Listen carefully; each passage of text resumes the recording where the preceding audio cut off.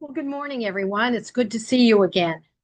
I have been doing some Bible study recently, and I thought this might be a good time to come in and kind of share on some different approaches that you can use to study the Bible. When you first begin to read the Bible, it can be overwhelming. You can hop in and start at Genesis, and by Genesis 14 be confused, or you could start at Matthew, Mark, Luke, and John, or you could kind of do one of those magic searches where you just open it and just start reading. There's so many different places to start. And that's something you're going to have to determine. But I think one of the best things that you can do is to prepare yourself for this learning adventure that you're going to be on.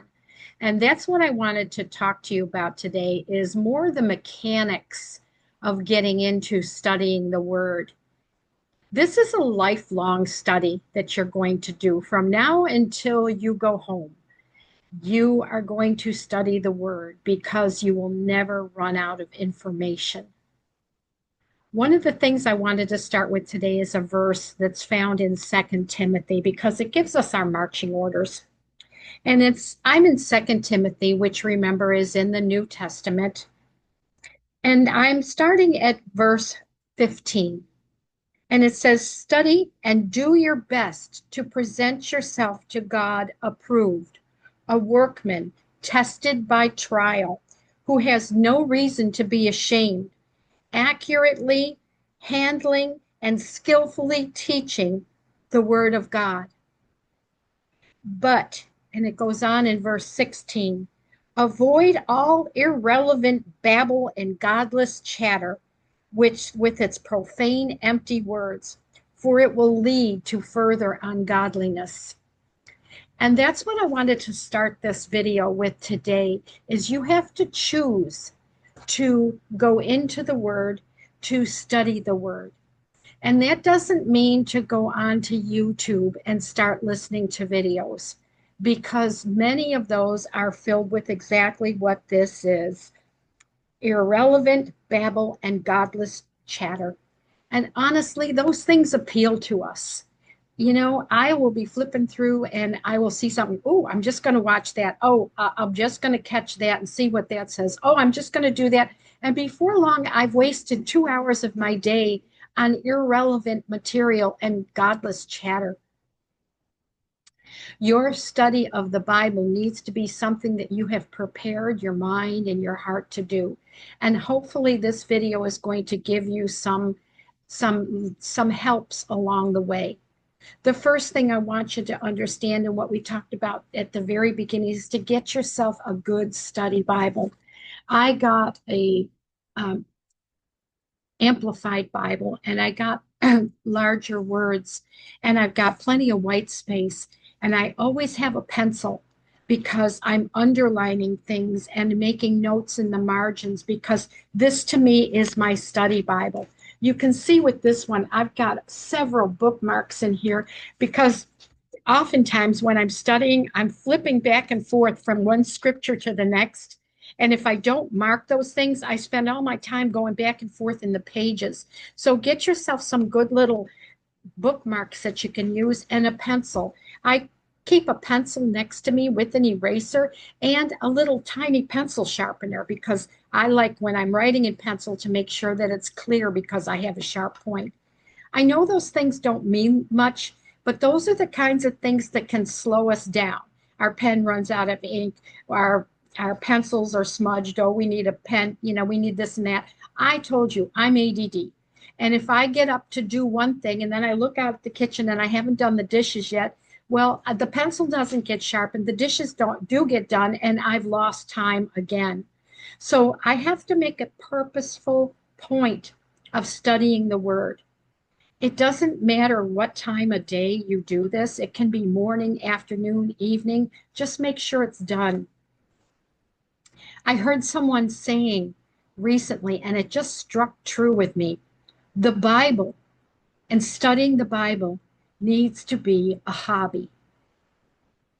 It needs to be your hobby. As I shared with you a while ago, I took up watercolor paints, I think in March or April, and I went out and bought myself a paint set. And then later on, I added to it and I got some colored pencil paints and I got some watercolor paper, and then I got paper that had envelopes so I could make cards, and then I got a little punch so that I could make my bookmarks, etc., etc. And I have invested into this hobby and I absolutely love it. I make a lot of little cards and I send them to people with envelopes that they can use, and they're always very appreciative. So that's a hobby I've invested in, and I make sure that I take time almost every single day to get in here and do some kind of painting, whether it's just one of my what I call warm-up activities or whether it's a full-blown painting that I do.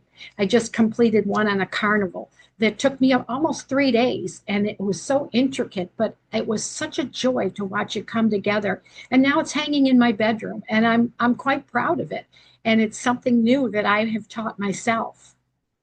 You need to go at your study of the Bible with the same kind of vigor that you take on when you go into a new hobby, because you always prepare. You don't just wake up one morning and think, I'm going to be a painter.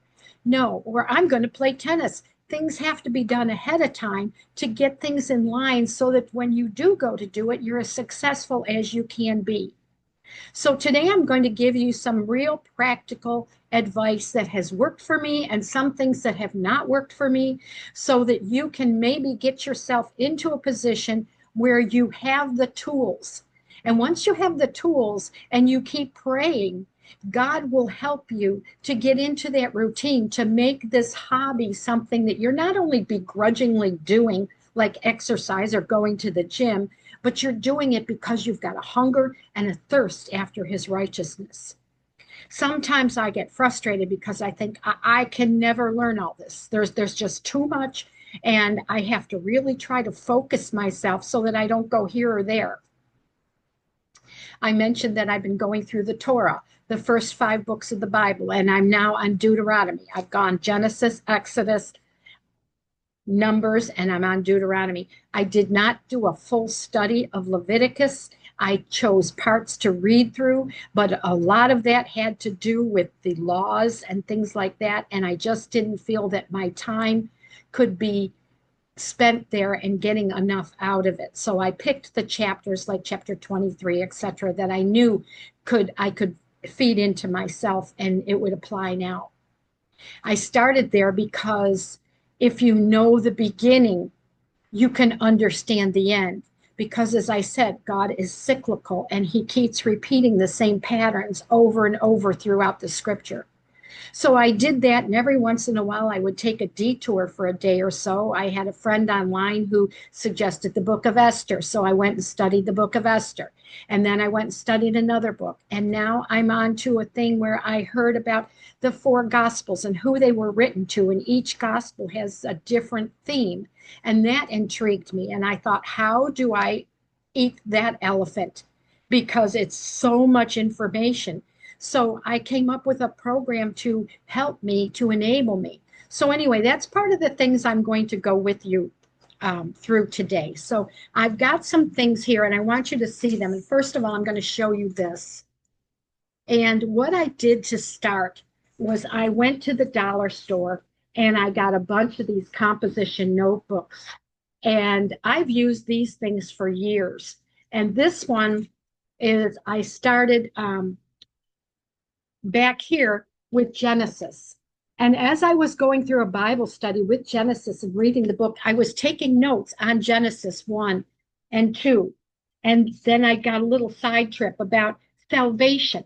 And then I just kept going on and going through this. And each time that I was reading and studying, I was making my notes. So the whole book of Genesis, Exodus, and Numbers is in this notebook and all the notes that I got along the way. So then when I came to my study of Esther, I went here and I got another notebook and I started another notebook. And in it, I put the study of Esther and I put all the notes that I had gotten from her video along with study notes.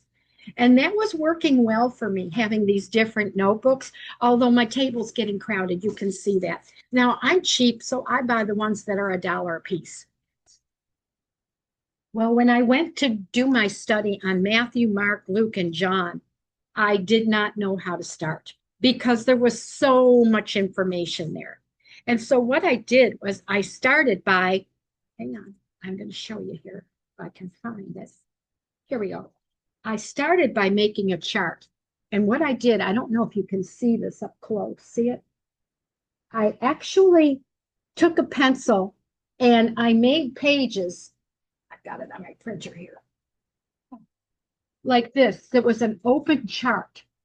And I kept looking for something online that was comparing the different gospels, and I couldn't find anything. And I thought, okay, this is what I'm going to do.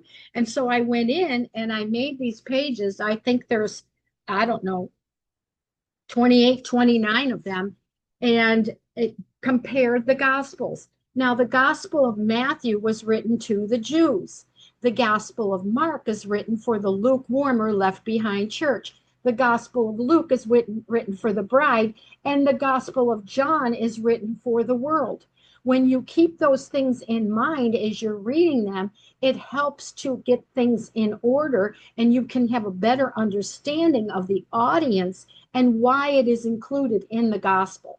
So I just started with the Gospel of Mark, and it took me about a day and a half. And what I did was I just started reading the book of Matthew, and I started putting in the events, starting up here with Matthew with the genealogy. And then it went down to the birth of Jesus, and on it went. And I just put all these events in here, listed them. And then I wanted to make sure that I had done a good job with this and included everything. So then I went to the internet and I typed in, give me an outline of the book of Matthew. So then I found this, and this is a site that I want to recommend to you. It's called Bible Project. So you can see it right here, Bible Project. And that is a really good site for you to use to start your studies. And so what I did was I went to Bible Project, and I went and I looked, and I found this was a video that they had. You see that?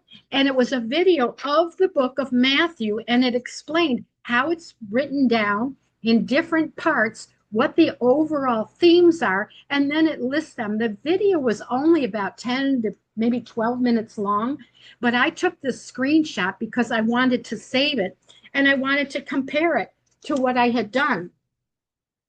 I also read some articles online about the book of Matthew. And as I did, I started looking for themes, and I found something very interesting. And I know it might not seem like much, but these are the kinds of little nuggets that you get when you study. I kept noticing the word hypocrite in the book of Matthew. And I started thinking about when Jesus was here and he called them a brood of vipers and hypocrites. And so the Jewish population totally understood what the word hypocrite means. Well, when Matthew was writing the book to the Jewish population, he used the word hypocrite 20 times in the book of Matthew. I found that fascinating because he was relating to that audience. Whereas when you look at the book of Mark, it's used once. And in the book of John, it's not used at all because the book of Mark is written to a different audience. And they wouldn't understand what the word hypocrite means in the biblical text the way the Jews would. So Mark used different language. And then I started to do a study, and I took notes as I was going through this. And I said, look at each miracle and record how Jesus reacted or how the Jews reacted. And so I'm going to do a further study at another time on what the miracle was, who the crowd was that he gave it to, and what the Jews' reaction. Now, you can say right off that the Jews' reaction was not good, but as you go through those things and you learn those things, it starts to get it inside of you as to what was going on and what was the message. So I would really recommend that site that you can go on and learn from. So I did that Bible Project. Now, I finished Mark yesterday, and I went through it and I did the same thing. I went in and I looked and I copied this and I watched the video and I understood that it's Act 1 was in Galilee, Act 2 was on the way, Act 3 to Jerusalem. And so it breaks it down. So it begins to help you to understand what the context was and what was going on. Now, I'm not totally through with the book of Mark. I also took another notebook here and started making some notes about who Mark was. And I learned another fact. Mark was not one of the disciples that walked with Jesus. Mark was younger. And it turns out that Mark's mother actually had a house that she would allow Jesus to come and stay with. It's even said that she was the one that had the house that included the upper room. Now, I have not substantiated that yet, but I did see it and I thought that's interesting to see if that's true. Well, if that's the case, Mark was growing up in that environment as a child and watching Jesus teach and watching the disciples come into the home. And I thought that was interesting. And so what happened was the first time Mark is mentioned, he went out with Paul and Barnabas on a missionary journey. Well, they got into a little tiff, and Mark, whose name is John Mark, came back and he hooked up with Peter. Well, he hooked up with Peter, and Peter began to disciple him and teach him and go over all the things that Peter had learned and Mark had observed. And then when it came time to write the Gospel of Mark, quote, John Mark, Mark took all those things and he wrote it. He didn't write it until about 65 AD, which was about 30 years after Jesus had ascended. But because it was oral tradition to that point, Mark took that time to learn all that. And then what he did was he approached it from a different point of view. He approached it from a point of view of Gentiles who were kind of falling asleep here, and he needed to wake them up. And his whole gospel is said to be immediately. You need to do this immediately.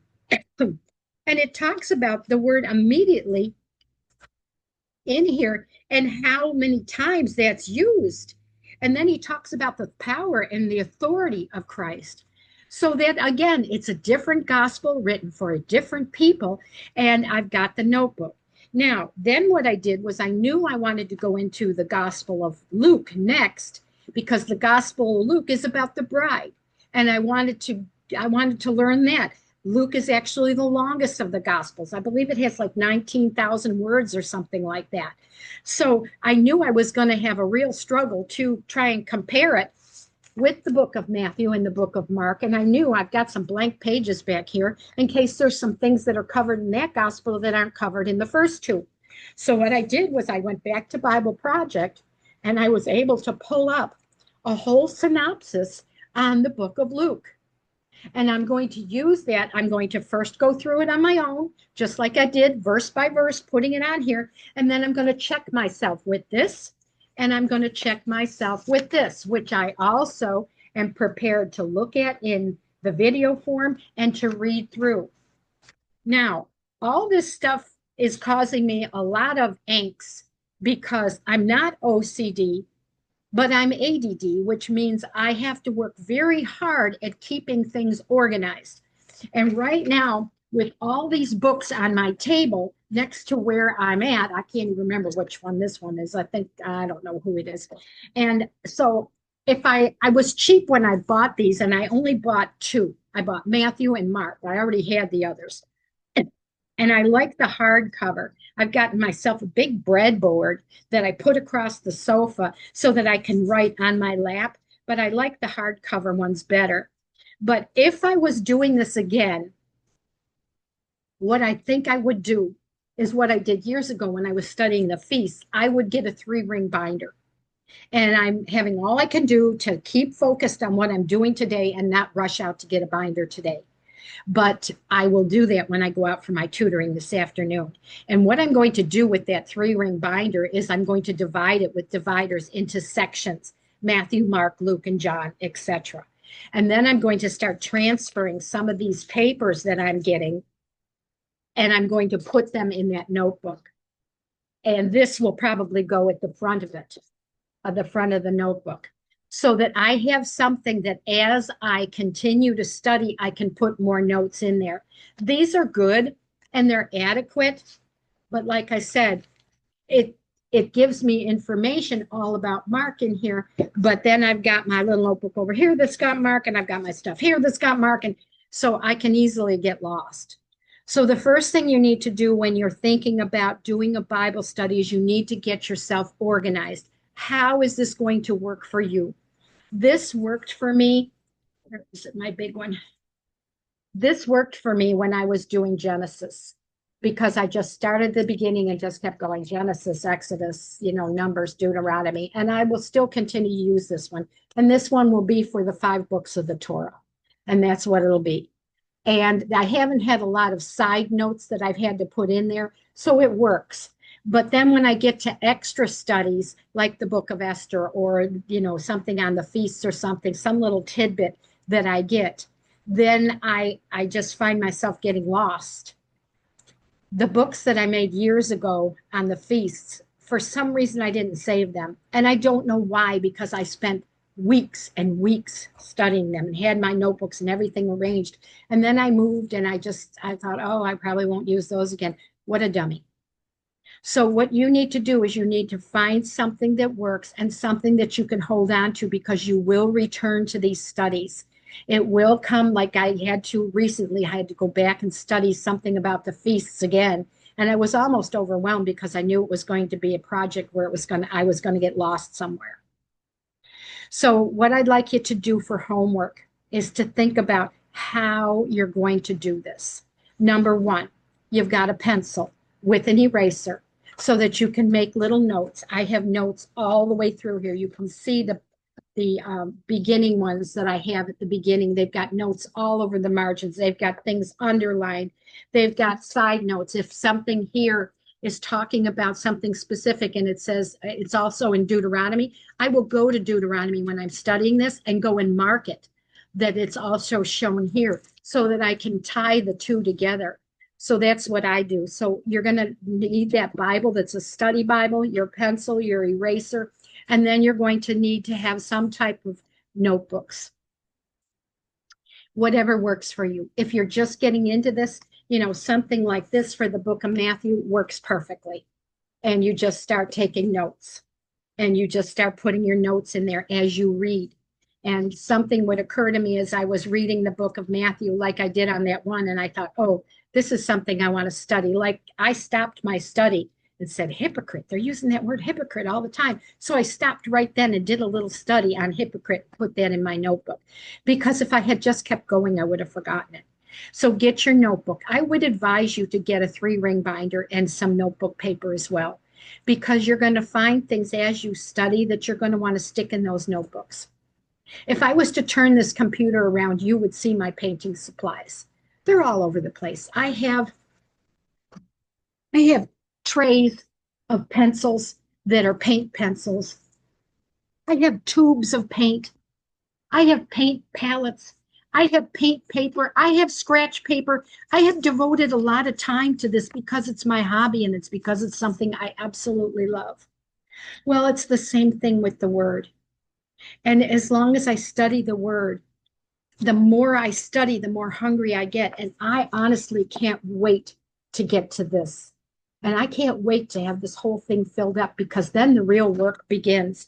Like I went through this, and I don't know if you can see this, but when he's talking to an audience of the Jews, there are times where he doesn't even mention these things in Mark, because he's talking about the laws.